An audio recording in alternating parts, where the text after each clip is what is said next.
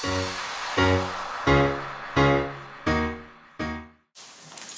je m'appelle Mariana, je suis étudiante en Master 2 de psychologie cognitive appliquée et dans ma recherche, je m'intéresse à la reconnaissance des émotions dans la schizophrénie.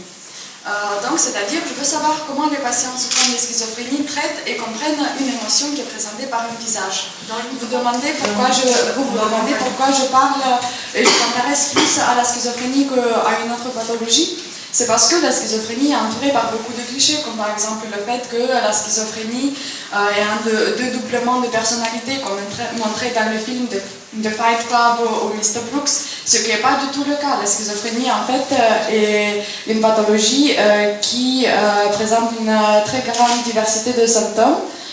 Et c'est même très rare de rencontrer deux patients qui présentent la même symptomologie entre eux.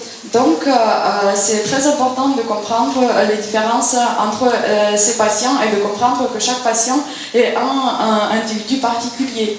Et la reconnaissance des émotions est très importante dans ce fait parce que, notamment, ça aide à l'intégration sociale.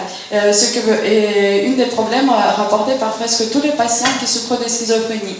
Et pour les aider à s'intégrer plus facilement dans la société, on veut comprendre pourquoi ils ont des déficiences à reconnaître des émotions présentées par d'autres personnes. Donc, par exemple, nous, quand on discute, normalement, on a tendance à regarder les yeux ou la bouche pour mieux comprendre l'état émotionnel de la personne en face. Par contre, les patients souffrant de schizophrénie ont tendance à regarder au milieu du visage, c'est-à-dire ils vont regarder le nez, ce qui ne va pas leur donner beaucoup d'informations sur l'état émotionnel de la personne en face.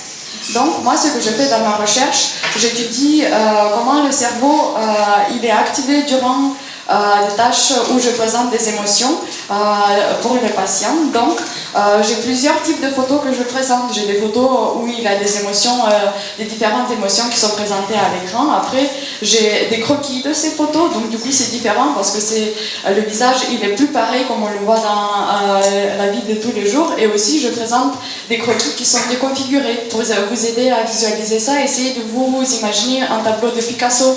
Le visage, on voit bien que c'est un visage, mais il n'est pas du tout pareil comme nous on l'imagine. Étudiant le signal du cerveau avec ces images, on peut voir comment les patients réagissent à des images pareilles. Et donc, du coup, finalement, on pourrait prédire peut-être la réussite ou l'échec de reconnaître correctement l'émotion grâce aux ondes que le cerveau nous montre. Donc, le but final de ma recherche serait de mettre en place une thérapie qui pourrait aider les patients à mieux comprendre les émotions.